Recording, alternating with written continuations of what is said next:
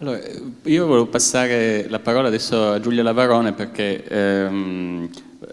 tra le tante cose che insomma spesso ripetiamo sulle opportunità di location venete c'è la varietà del paesaggio. In effetti il Veneto è una regione molto particolare da questo punto di vista. In Italia è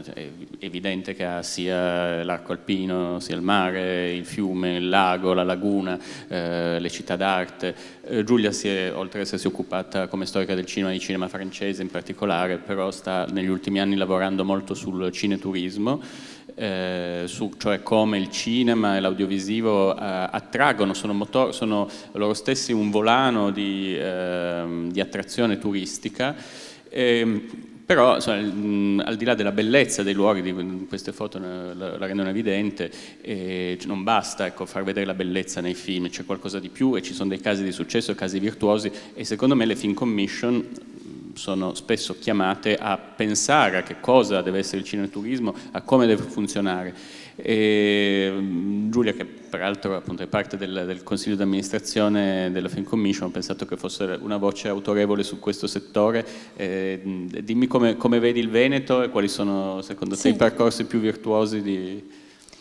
Sì, io, come diceva Jacopo, faccio parte di un gruppo di ricerca dell'Università di Padova che si occupa da alcuni anni proprio dei rapporti tra audiovisivi, territorio e turismo. Rapporti che possono innescare, insomma l'abbiamo intuito tutti, un circuito virtuoso purché vengano impostati e gestiti in modo corretto e nel rispetto delle esigenze di tutti i soggetti coinvolti. Penso sia inutile ricordare casi famosi di cineturismo o di teleturismo, insomma come quelli di Montalbano. Cito solo un caso molto recente che è quello di Chiamami col tuo nome di Luca Guadagnino, regista che tra l'altro da poco abbiamo ospitato anche in Veneto per la sua prima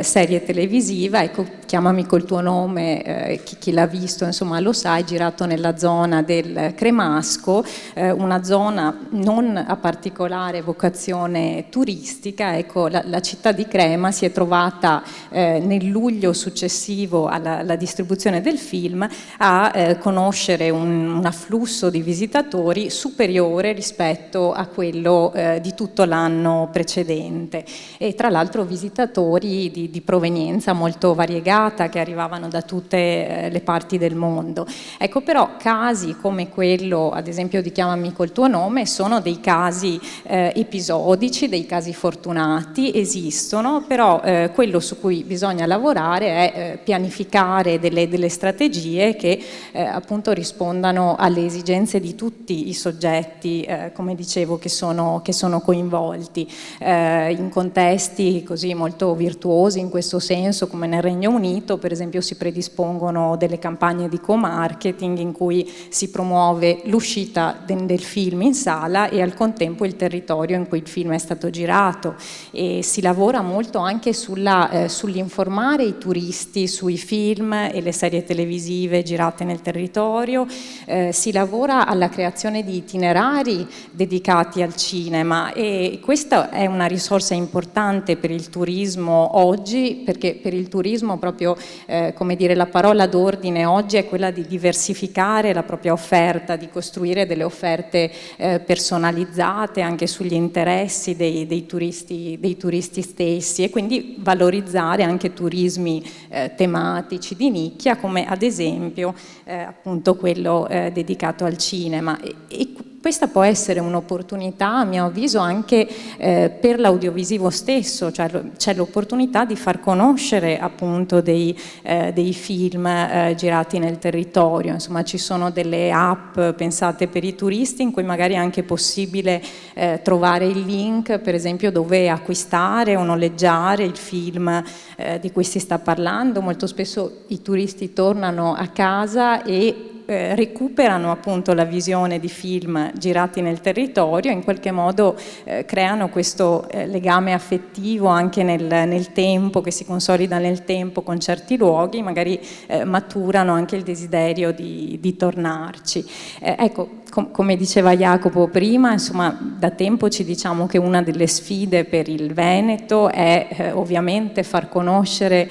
questa regione ai turisti e prima ancora alle produzioni al di là di Venezia, insomma, le Dolomiti sono insomma già molto conosciute, adesso da poco Un passo dal cielo si sa è sbarcata appunto in Veneto, ma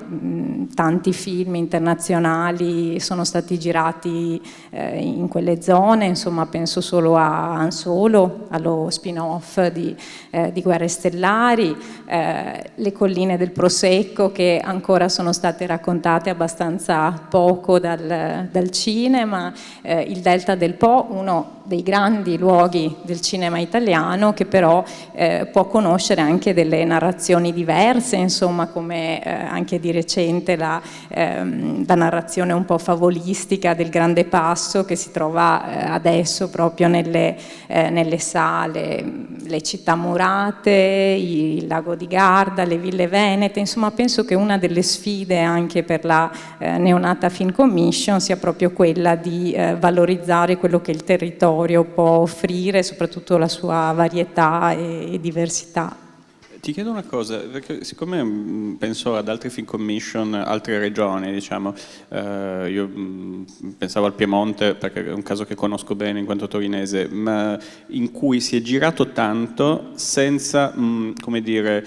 dichiarare la località, cioè fingendo, per esempio adesso c'è il film domani o dopodomani, non mi ricordo quando passa, il film di Susanna Nicchiarelli, ha delle parti girate a Torino che se non sbaglio figura essere Manchester, una cosa di questo genere. Ora, il cosiddetto Veneto per Veneto vale di più secondo te? Perché c'è un po' un dibattito su questa cosa. Allora, qui riporto il mio personale punto di vista, che è quello che diciamo il lavoro di far conoscere poi le location utilizzate per le riprese è il lavoro degli enti di promozione turistica, quindi ove queste le location di ripresa non coincidono con le ambientazioni, insomma è importante un dialogo tra i vari soggetti coinvolti affinché anche i luoghi possano essere valorizzati turisticamente.